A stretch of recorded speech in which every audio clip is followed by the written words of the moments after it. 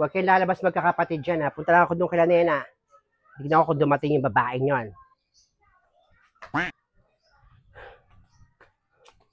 O Peter, aling Adelpa. O Virgiline. O Virgiline. Kailan ka pa dumating, Peter? Kanina lang. Talaga?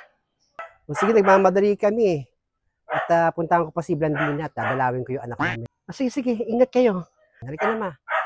Sige na, Peter, una ka na doon. Ganun ba? Sige, ma, una na ako, ha. Okay, babae. Umamin ka nga sa akin. Si Peter ba yung tatay ng anak ni Nena? Paano yun nasabing anak nga naman ni Peter yung sanggol ni Nena? Yung bata ni Nena, yung baby ni Nena. Nakita ko eh. Kamukhang-kamukha ni Peter, hindi mapagkakaila. Alam ko ang itsura ng anak ko nung bata pa siya. Kaya umamin ka nga sa akin. Bahala ho kayo. Kung ano yung paniniwala nyo, sige lang ho. Basta ho ako, ayoko makialam sa buhay ng may buhay. Ang focus ko ngayon ay mapabinyagan yung kambal ni Nena. Buwisit at yung virgin na ito. Diyan na ho kayo. At ayoko pong muna stress.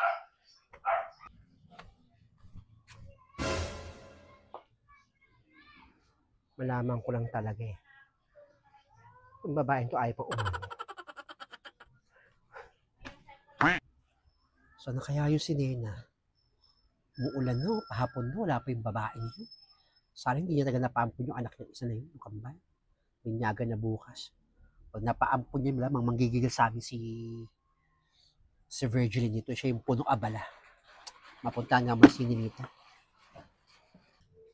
Ninita! Po, Aling Negra. Kamusta? Yung kapatid mo? Okay naman po, tulog na po si Kambal. Tulog na? Hindi ba tumatawag yung nanay mo sa'yo? O nagpi-PM lang kung nasa na siya? Nag-aalala na kami. Nag-aalala ako. Si Virgil, pati si tita paring mo. Binyaga na bukas. Wala pa yung nanay mo. O, Ninita, nag-aalala na ako sa nanay mo. Iniisip ko pa kayo na pa yung nanay mo. Hindi pa nga po tumatawag. Kung nagte-text man lang, nag-aalala din po ako. Ewan ko ba? Bakit ba kasi natin nasabi yung kay Nena na ipampun yung bata? Baka masayang lang itong inihahanda ni Virgil para kay Nena. Oo. Iniisip ko baka masayang yung effort ni Virgil. Ano po ibig yung sabihin? Ano po bang sinabi niyo kay Mama? Ako, Ninita pa. Buti natanong mo kasi Ninita, nag-suggest kami sa nanay mo na ipaampun na lang yung bata. Paghiwalay yung isang kambal para hindi nahawa ng sakit ng kapatid mo. Mano ko bang plano gawin yun ng nanay mo? Ho!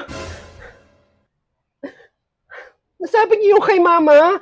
Anong klase yung kayong kaibigan? Baka pinampunan ni Mama yung isa sa mga kambal. Hindi ko patatanggap yun. Mahal ko yung kambal na yun. Kapatid ko. Ninita, huwag ka naman nang umiyak ng ganyan. Kahit din naman kami ni Tita Negra mo nag-aalala sa mama mo pati doon sa isang kambal. Tumigil ka na, tumahan ka na. Walang mangyayari yung pag-iyak mo. Huwag ka naman nang umiyak ng ganyan. Ano ka ba? Kaya nga kailangan natin matawagin yung nanay mo. Nasala huwag na ibigay yung kapatid mo. Kapatid ko. Ang kapatid ko. Ang kapatid ko.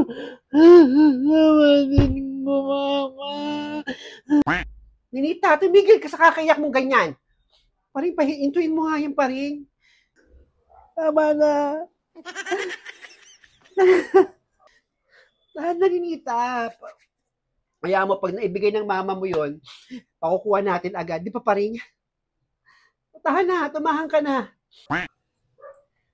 Negra? Paring? Ninita? Ma? Nena? Nena? Anong nangyayari? Yung bata. Sa mo nila yung bata. Oo nga, sa mo nila yung bata. Oo nga, manasin yung kambal. Yung kambal? Kasi ano eh. Nasaan yung bata? Yung kambal.